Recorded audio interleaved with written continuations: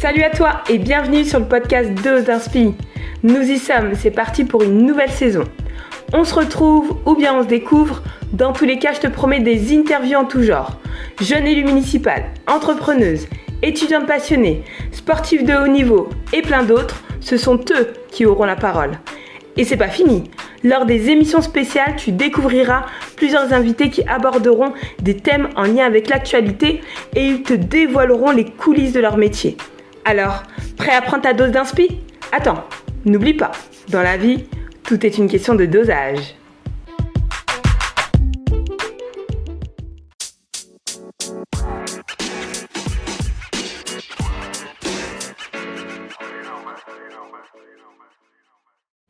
Salut Loïc. Salut Nadine.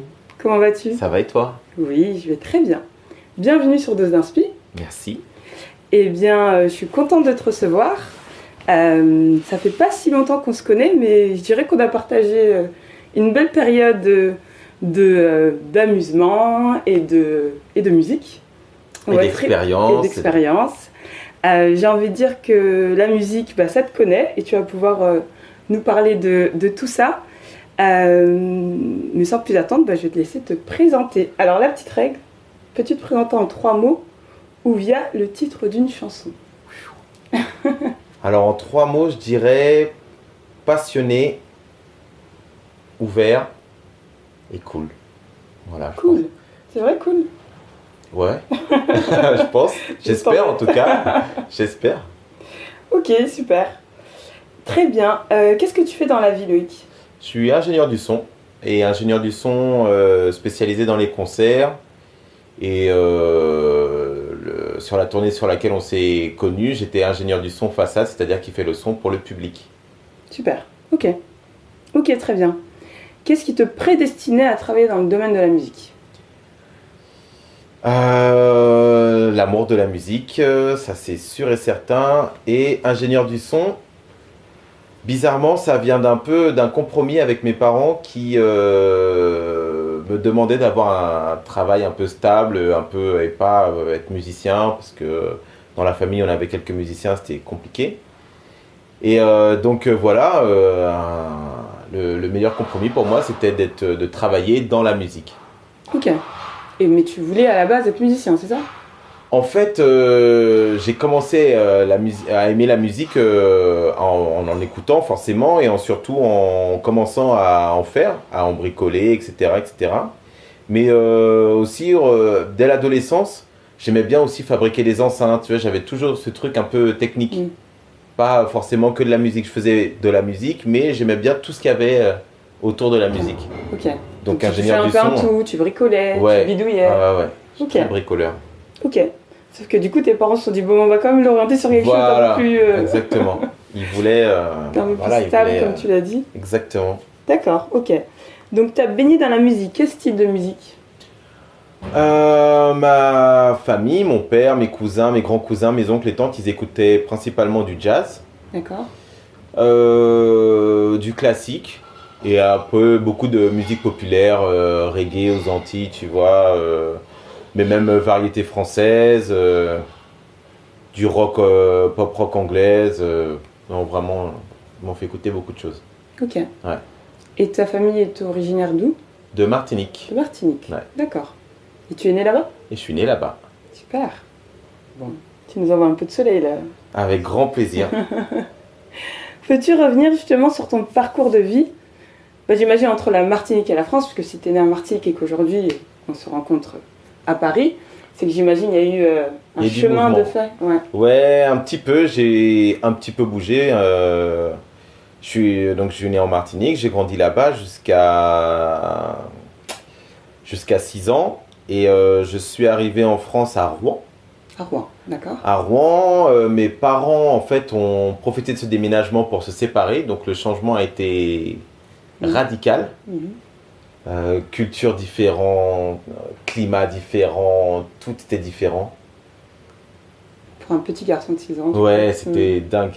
Je me rappelle même les références je sais pas, de publicité à la télé, d'humour. Même l'humour était différent. Je me rappelle les blagues, je riais pas et moi, personne riait à mes blagues. C'était vraiment 2 cultures complètement différentes. Comment s'est déroulé tes études? Qu'est-ce qui a fait que tu as avancé petit à petit vers ce domaine du monde, en tout cas de l'ingé son? J'aimerais bien savoir justement comment ce cheminement il s'est fait dans ta tête. Comment il s'est fait dans ma tête? Alors au départ, je voulais pas être ingé son. Quand j'étais, on va dire au collège, je voulais être architecte. D'accord. Parce que je dessinais beaucoup à l'époque. Mais déjà des plans de maison et tout, je me prenais bien la tête à la règle et tout. Je faisais des trucs vraiment au millimètre. Et quand j'ai commencé à faire de la musique, je me suis dit effectivement que j'aimerais bien... En fait, je sais pas si je me suis dit que j'allais travailler dans la musique tout de suite. Je me suis dit que je voulais faire de la musique. Je me rappelle qu'il y avait un petit logiciel. Ma mère, elle avait acheté un ordinateur avec lequel était fourni un logiciel pour faire de la musique très basique. Et j'avais passé des nuits entières à exploiter ce logiciel dans tous les sens, avec des boucles très simples et tout, mais j'avais fait mes premiers morceaux là-dessus. Et tout de suite, ça m'avait attiré, tu vois, ce truc d'ordinateur pour faire de la musique. Ça m'avait tout de suite connecté à un truc créatif sans tout le parcours d'apprentissage d'un instrument. Ça, oui. J'avais trouvé ça assez cool. Et en plus, moi, j'étais très geek. Mon père, il m'avait tout de suite mis à l'informatique. Il travaillait là-dedans. D'accord. Et donc, à l'époque, mais c'était en 95, tu vois, il y avait les premiers ordinateurs, c'était vraiment... Et lui, il en avait déjà. Voilà, mon oncle est bassiste, il m'avait offert aussi sa première basse. Donc, je bricolais, voilà, tu vois, un petit peu tout s'est lié comme ça. Donc, un peu le point commun à tout ça, quand il a fallu que je trouve quelque chose à faire, bah, c'était ingénieur du son. Et en plus, ça tombait bien parce que, justement, mes parents, ils voulaient absolument, comme tous les parents, que j'ai mon bac. Ils voulaient que j'ai un métier stable, etc., etc. Et donc la musique, mon grand-père était musicien, et tu vois, enfin, elle savait que c'était pas le rythme de vie idéal. Donc voilà, depuis le lycée, je savais que c'est ce que je voulais faire. Je me rappelle, il faisait les tours de table, et toi, qu'est-ce que tu veux faire? Et moi, je me rappelle avoir dit ingénieur du son parce que je savais que je voulais faire ça. Et donc après, j'ai regardé les études qu'il fallait faire en fonction de ça. J'avais pris, au départ, je voulais faire un cursus plus généraliste. J'avais commencé à faire un DUG MIAS. Qu'est-ce que c'est MIAS? C'est maths informatique appliquée aux sciences. Ah d'accord. C'était pas forcément une bonne idée. C'était vraiment des mathématiques appliquées au laboratoire, tu vois, enfin c'était pour faire ce genre de choses. J'ai vite laissé tomber, en plus la fac, c'était un délire, elle était très loin. C'était quelle université? C'était à Versailles. D'accord. Voilà, moi j'habitais, ah oui on a raté, ma mère a déménagé à Paris, en banlieue parisienne. Et donc du coup je l'ai suivi forcément et ensuite voilà, quand j'étais en banlieue dans le 92, il a fallu que je trouve une fac et j'étais allé à Versailles. J'y suis pas resté très longtemps et ensuite donc j'ai voulu commencer à faire une école de son. D'accord. J'avais regardé quelle école faisait quoi et j'avais choisi une école qui s'appelle la SAE. C'était une école pour préparer au métier du studio et c'était une super école, hein, vraiment l'enseignement était tip top, t'apprenais plein de choses et j'ai appris énormément de choses et j'ai surtout appris à aller chercher des informations et ça m'a beaucoup servi pour plus tard parce que il y avait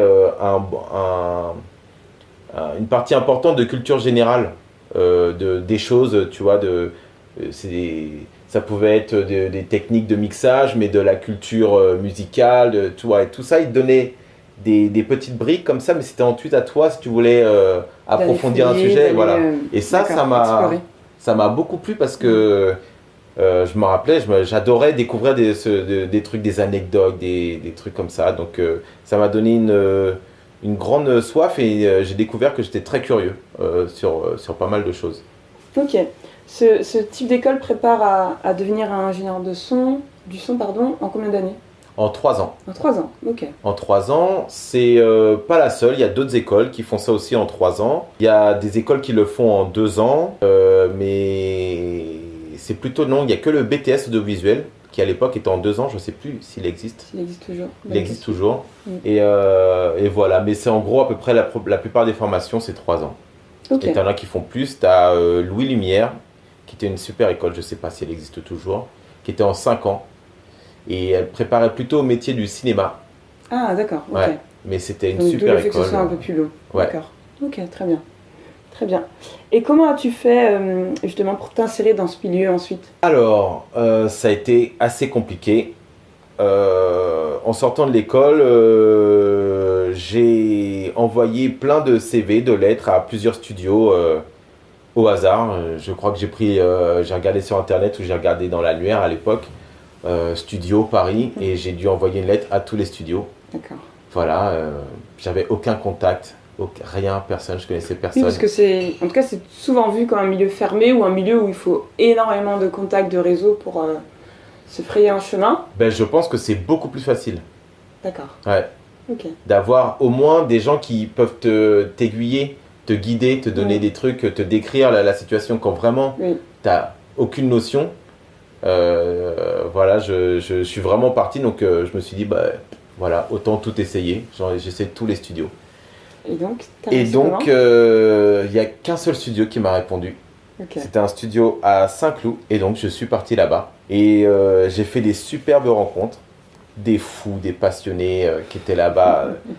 L'endroit était assez dingue. C'était dans le sous-sol d'un immeuble de bureaux. Tu avais 3 étages de garage aménagés en studio. Et donc, ça faisait un peu... ermite, quoi, tu vois, tu descendais dans un truc et tu savais que voilà, tu allais y passer des heures et l'ambiance était très particulière, mais c'était super, il y avait des super personnes là-bas. J'ai énormément appris, beaucoup de choses, de techniques et musicales. Il y avait beaucoup de musiciens qui traînaient dans ce studio. C'était vraiment une belle expérience. Le truc, c'est qu'à un moment, il a fallu que je gagne ma vie. J'y suis resté 2 ans à travailler, à faire énormément de choses. Réparer des consoles, à faire du BTP, construire une cabine d'enregistrement. Donc j'ai appris à poser des porte-fenêtres du parquet, faire de la peinture, des panneaux acoustiques. Tout faire un peu. Ben, c'était ce qu'il fallait faire pour faire vivre le lieu. Alors tu vois, je me suis pas posé de questions. J'y étais et... Après, c'est tes premiers pas dans le milieu, donc j'ai envie de dire, oui c'est sûr, tu poses pas trop de questions, tu et y puis vas. T'es passionné, ça te fait kiffer. Tu te dis, ben ouais, ok, je fais du BTP, mais ensuite je vais enregistrer des groupes. Ah, super. Et puis ouais, en plus j'étais bricoleur, donc franchement ça m'a pas dérangé de le faire et je l'ai fait avec grand plaisir.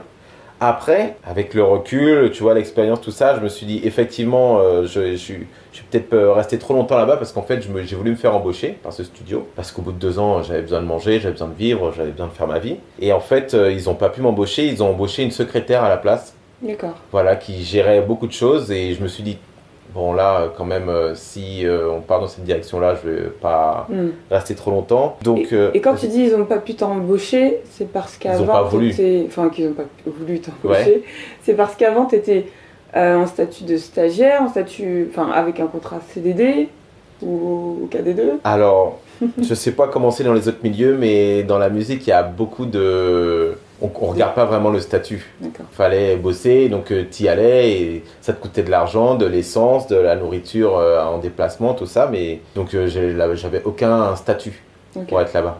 Ok. Je sais pas si ça leur fait de la bonne pub à ce studio.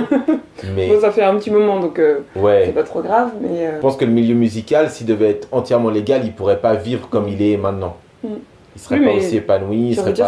C'est aussi bon à savoir que je pense que c'est un secteur d'activité qui est hyper flexible, hyper mouvant, mais qui a besoin des fois de tant de personnes, des fois un peu moins, des fois c'est sur une période précise. Donc j'imagine que les choses vont hyper vite et cette partie administrative, ils s'embêtent pas trop, on va dire. Ouais, il y a ça, effectivement, il y a l'aspect temporel, mais je pense qu'il y a l'aspect financier aussi, c'est-à-dire que malgré toute leur bonne volonté, ils seraient incapables de faire vivre ce lieu-là s'ils devaient payer toutes les personnes qui y travaillent. Donc, quand il y a possibilité de se faire de l'argent eh ben, ils en font et s'ils peuvent, ils le redistribuent. Mais sinon, c'est un lieu, c'était un des sujets majeurs là, quand j'étais là-bas, c'était vraiment la survie du lieu. Oui. Il y avait un loyer, il fallait trouver des clients, etc. Enfin, tu vois, c'était une entreprise, hein, voilà, donc, mais c'était pas une entreprise qui prospérait. On était dans la survie, quoi. Donc, tu as fait ton petit bout de chemin, tu as appris plein de choses, tu as pu, on va dire, affiner ta connaissance du métier. Mais est-ce que tu peux nous dire justement en quoi consiste le métier d'ingénieur son? Alors, à l'époque, parce que du coup, j'avais commencé en studio, donc en studio, il y a plusieurs postes d'ingénieur du son. C'est ingénieur du son, en fait, c'est pas vraiment un métier, c'est une sorte de catégorie, mais tu vois, ça regroupe tellement de métiers. Donc, en studio, je dirais qu'il y a 3 postes essentiels. Il y a l'assistant, c'est celui qui fait énormément de choses. Il fait beaucoup de choses. Ça peut être d'assister donc des ingénieurs du son qui vont enregistrer et mixer des albums. Mais il est aussi là pour faire de l'informatique, il est aussi là pour faire de la logistique.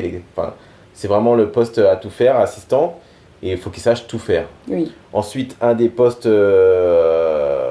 majeurs, c'est celui qui enregistre, choisit les micros, qui choisit comment enregistrer, et aussi qui a une oreille particulière au côté artistique, c'est-à-dire qu'il va faire des choix pour soit guider le groupe ou en tout cas l'enregistrement dans une certaine direction. Ça peut être au niveau des arrangements, ça peut être au niveau du son, etc. Il est là vraiment pour servir, capter le meilleur et diriger un peu l'enregistrement. Et ensuite, une fois qu'on a tout enregistré, il y a celui qui mixe. Celui qui mixe, c'est une fois que tu as, comment on va dire, la matière, oui, retranscrire ce que l'artiste a dans la tête ou lui l'amener vers quelque chose. Okay. Voilà. Et la dernière étape, c'est un autre ingénieur encore qui est très particulier, c'est l'ingénieur de mastering qui lui prépare vraiment l'album, c'est-à-dire uniformiser les morceaux, choisir un fil conducteur peut-être et préparer à ce que l'album d'une manière générale ait un son d'ensemble et respecte aussi des critères qui fait que l'album va bien sonner d'une manière générale. Ok, super. Donc ça, c'est toutes les spécificités finalement que tu me cites par rapport à cette catégorie, on va dire. Et est-ce que dans une vie, je dirais même dans une expérience, on peut être amené à toucher à différentes choses, ou dès lors qu'on fait par exemple la partie masterisation, ouais. Eh bien, au cours de cette mission, de cette expérience, on est cantonné à ça. Alors, chaque poste a vraiment des spécificités et donc forcément, plus on est expérimenté dans un domaine, plus on va être fin, plus on va être... il y a beaucoup de choses qui s'apprennent par l'expérience. Oui. Donc, plus on pratique quelque chose, meilleur on va être. Mais c'est un peu en train de changer, c'est-à-dire que maintenant, il y a beaucoup de personnes qui sont amenées à tout faire. Et parce que ça, c'était à la grande époque des studios, mais maintenant, les choses ont beaucoup changé. Beaucoup de musiques sont faites à la maison, préparées, enregistrées, mixées à la maison. Et ensuite, c'est vraiment la dernière étape qu'on envoie en studio pour écouter dans des conditions idéales. D'accord. Voir ce genre de choses. Mais donc, maintenant, je pense que les gens, ils sont amenés à beaucoup plus faire, à tout savoir faire. D'accord. Ok. Et c'est ton cas ? Alors, moi, je fais plus de studio.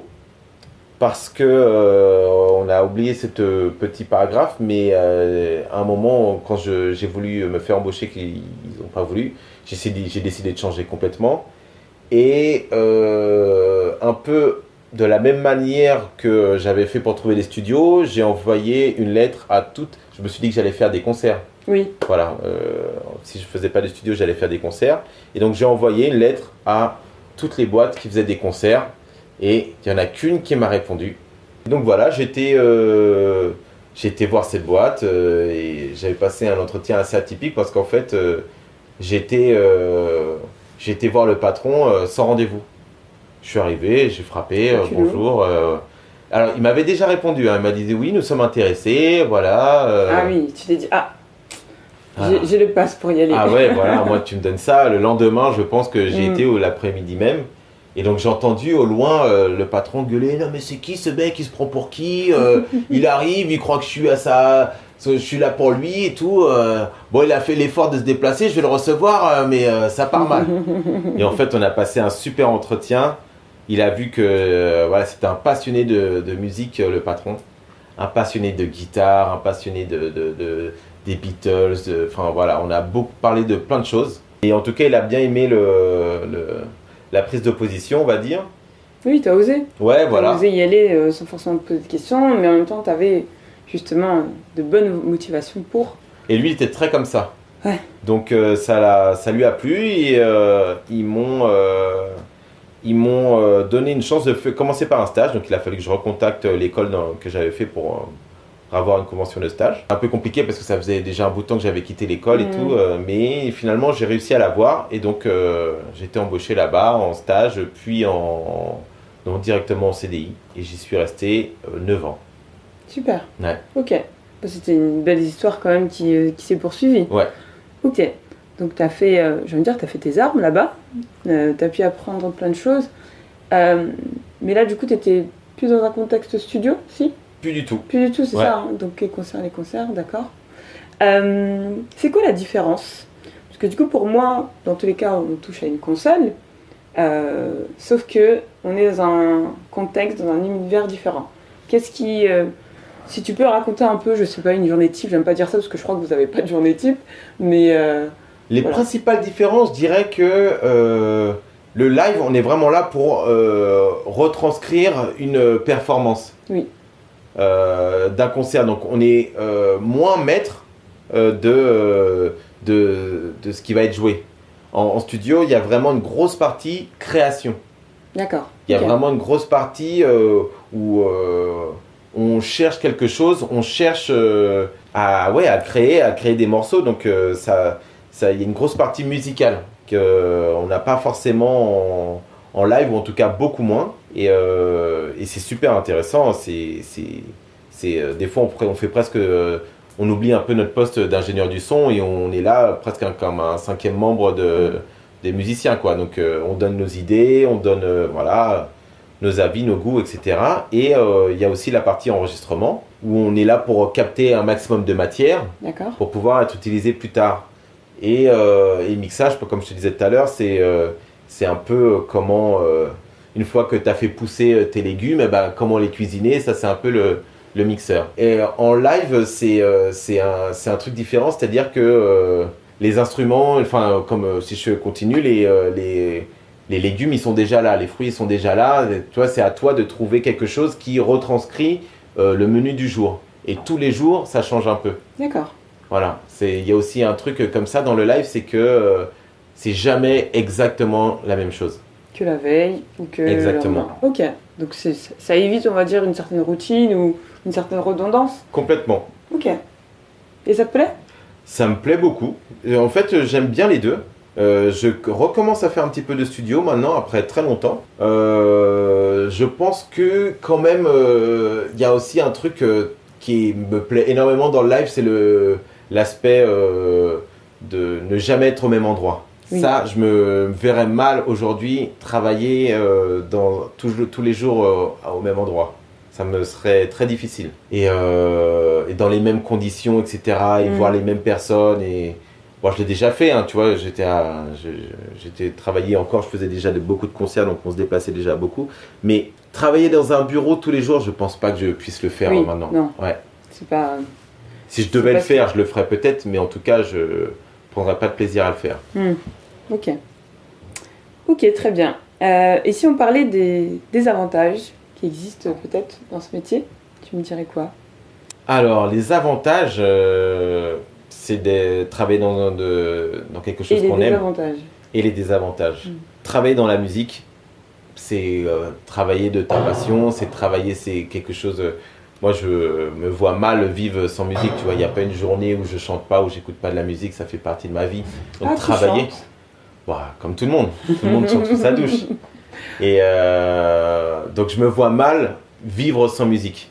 Et donc, travailler dedans, c'est une grande chance pour moi. Et quel autre avantage?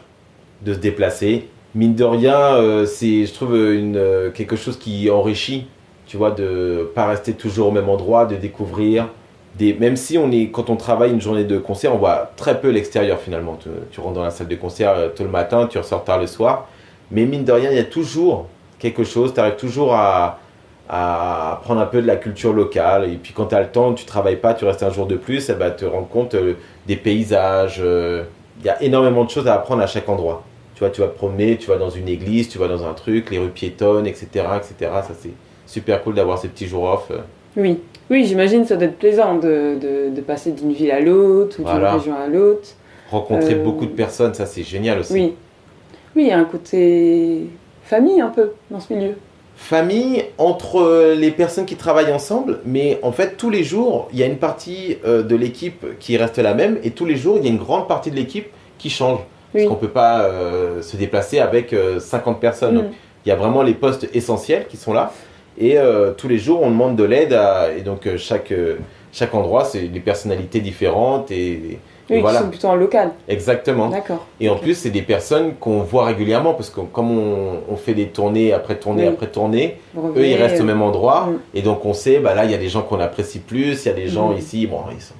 Voilà, ça se passe un peu moins bien, mais on sait que finalement, ça se passe toujours bien. Donc on rencontre énormément de personnes. Et les avantages ? Les désavantages font partie, et c'est le même avantage, c'est qu'on se déplace énormément, donc on n'est pas souvent à la maison. Et ça, c'est assez difficile à gérer. D'accord, c'est un impact dans la vie perso, on va dire. Énorme. Énorme parce que les concerts, c'est généralement le week-end. Donc...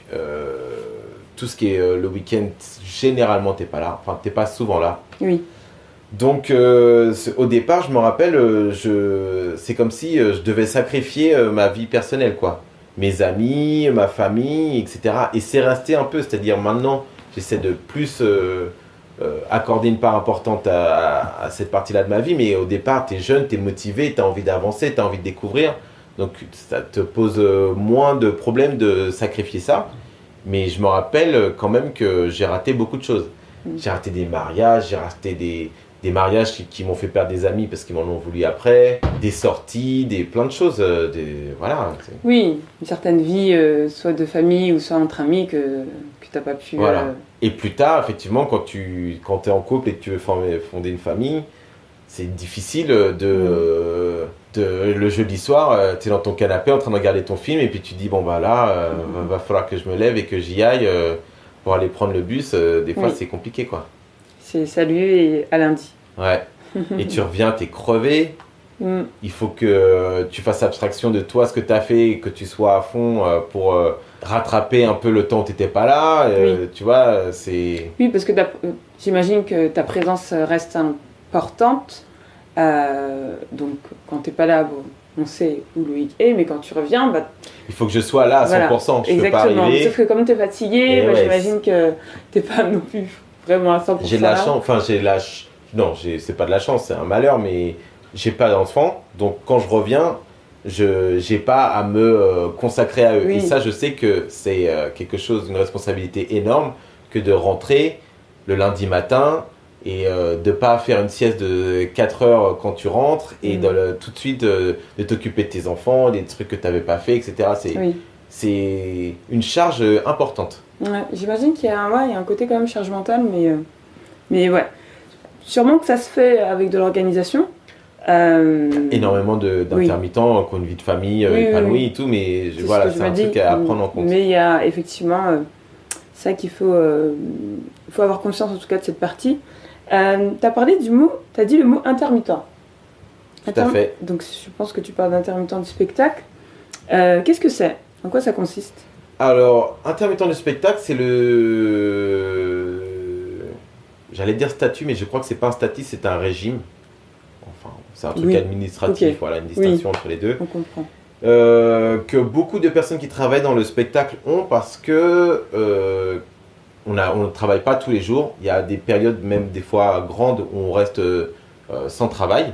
Et donc, on ne pourrait pas survivre si on n'avait pas quelque chose pour venir compenser ces périodes de creux. C'est-à-dire que quand on travaille beaucoup. des grosses journées, etc. Mais par contre, quand ça s'arrête, eh ben, du coup, il n'y a plus rien. Donc, c'est pour pouvoir continuer dans ce milieu-là et que nos employeurs n'aient pas aussi à supporter de nos salaires pendant qu'on ne travaille pas. Ce régime, il a été mis en place et je crois qu'il est assez pratique pour pas mal de monde. Il a ses limites, hein, il n'est pas parfait, mais je pense que d'une manière générale, en France, on s'en sort plutôt bien dans la musique grâce à ce régime particulier. Il a aussi ses désavantages. Là, j'étais en train de chercher un appartement et tu vois, malgré mes 40 ans et ma situation établie, etc., eh ben, j'ai galéré à trouver un travail parce que c'était un truc tout bête, mais il y a une nouvelle assurance habitation avec un truc loyer impayé et donc ils imposent le CDI comme condition pour rentrer. Ouais, donc c'est des petits détails qui finalement, dans la vie de tous les jours, quand tu es dans cette recherche d'appartement, c'est pas forcément à ton avantage. Ok. Intermittent du spectacle, oui, je me disais que finalement, dès qu'on est dans ce milieu, on est obligé d'être rattaché à ce régime qui a, comme tu l'as dit, ses avantages et ses limites.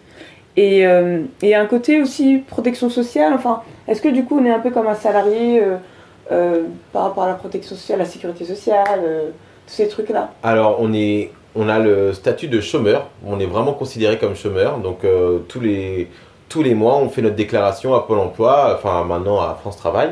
Oui. Notre rémunération elle dépend des heures qu'on a effectuées. D'accord, ok, très bien. Et on est par contre couvert, on cotise par nos salaires, on cotise pour la retraite.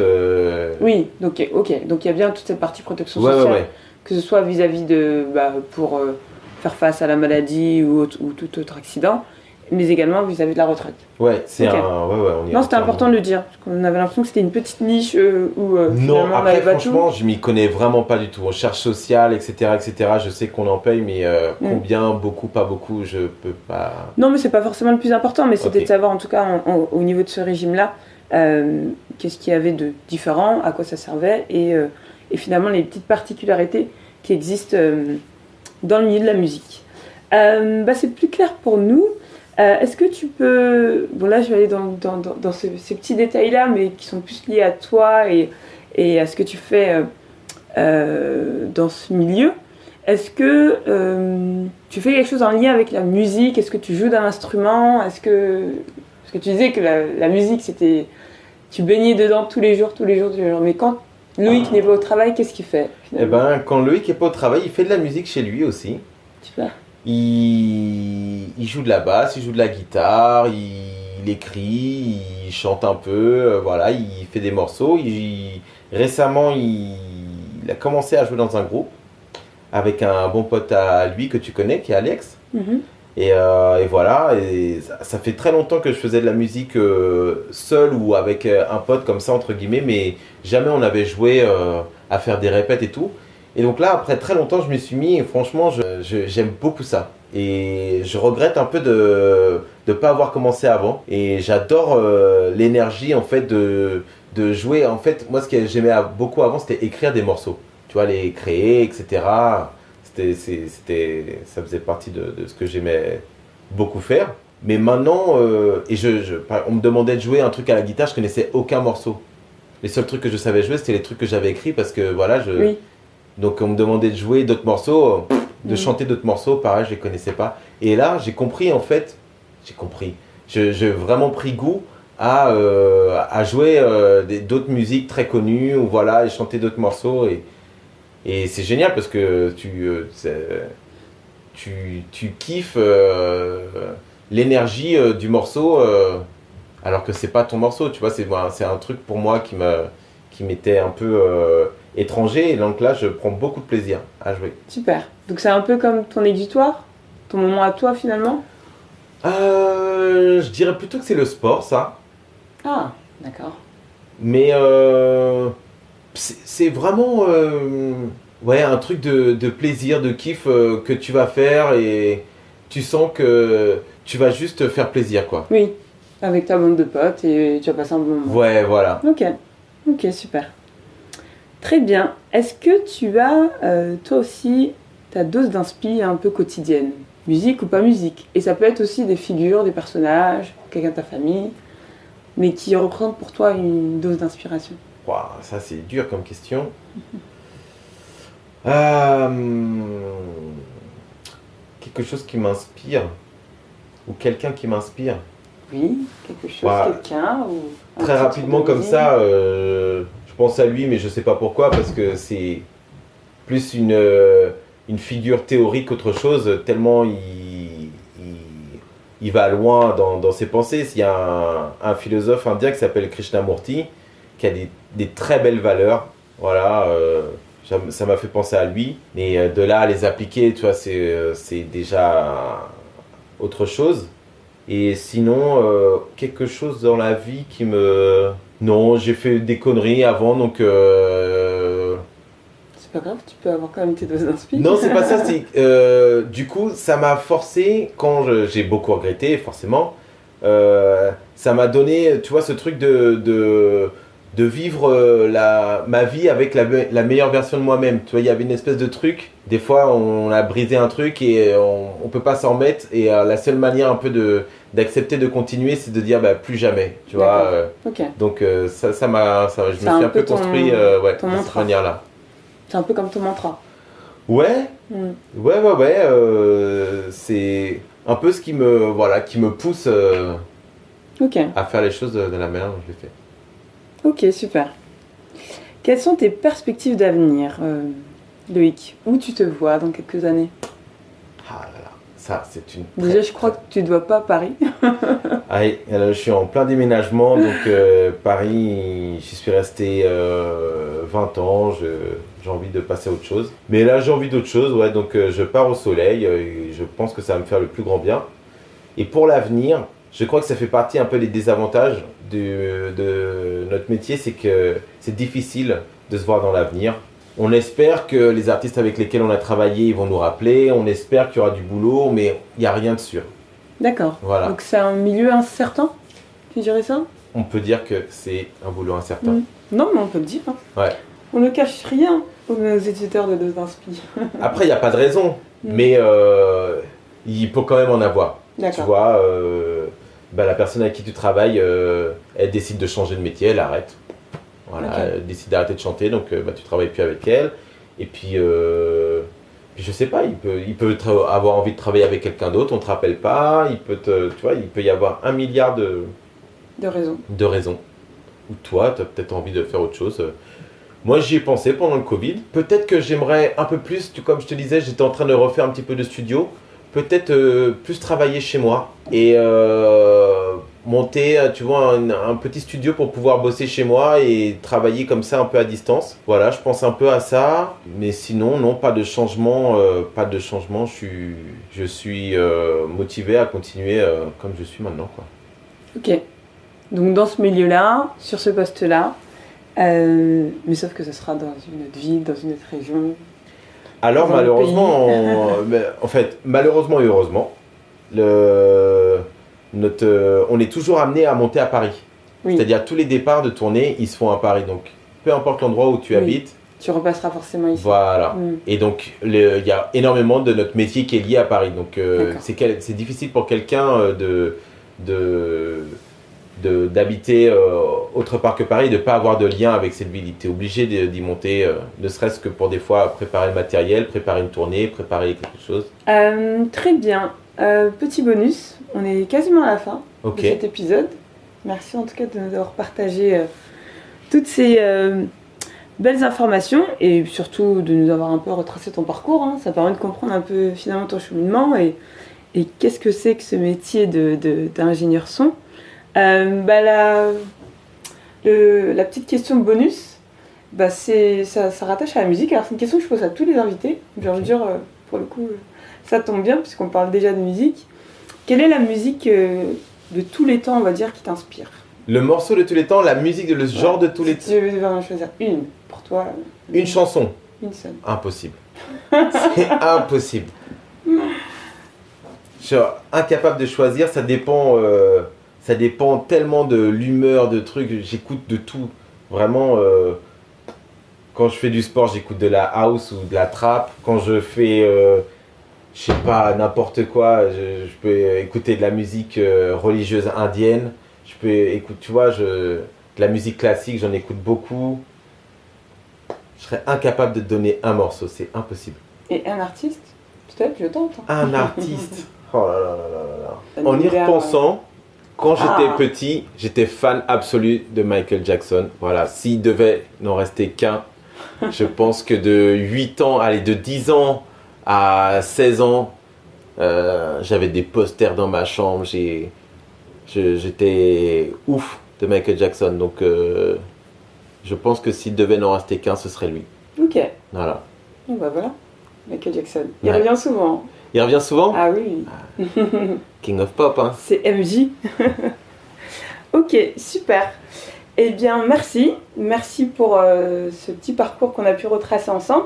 C'était top. Tu as pu nous raconter plein de choses. On a pu comprendre aussi comment on fait pour entrer dans ce milieu, pour avancer sur ce type d'environnement qui est des fois un peu flou pour certains et pour d'autres peut-être rempli aussi de préjugés. Et ça a pu nous éclaircir là-dessus. J'hésiterai pas à mettre, si tu es d'accord, hein, à mettre tes contacts, les réseaux, pour si des personnes en tout cas veulent en savoir un peu plus ou avoir des petites billes. Hein, ouais. Finalement, toi-même, tu l'as dit, en y entrant sans réseau, c'est un peu difficile, mais tu as réussi à te frayer un petit chemin. Et j'ai envie de dire tant mieux. Donc on te souhaite plein de belles choses et je vais te laisser du coup le mot de la fin. Eh ben, je te remercie, je l'ai fait avec grand plaisir et voilà, ça m'a fait un peu plaisir aussi de partager mon expérience. Et je voulais surtout préciser que ça n'est que mon expérience, c'est-à-dire que c'est pas du tout quelque chose qui va résumer ou expliquer une situation, c'est un cas particulier. Si je devais décrire le truc d'une manière plus générale, je pense que c'est bien de suivre un parcours un peu classique, c'est-à-dire faire une école. Il ne faut pas trop compter dessus parce que l'école, elle est avant tout là pour se faire de l'argent, il ne faut pas se mentir. Donc il faut savoir l'utiliser pour soi et ensuite trouver comment se débrouiller. Donc le mieux, je pense que c'est le stage. Le stage dans des boîtes et voilà, trouver les bonnes boîtes, trouver les bons stages et une fois qu'on est bien dans un endroit, tout faire pour y rester quoi. Et puis voilà, rester humble, hein, on a vite tendance à prendre la grosse tête, rester humble, apprendre et rester curieux et avancer comme ça. Ok, super. Et c'était le petit conseil de fin. Exactement. Merci beaucoup Loïc. Merci à toi Nadine. À bientôt. Gros bisous, à bientôt. Ciao.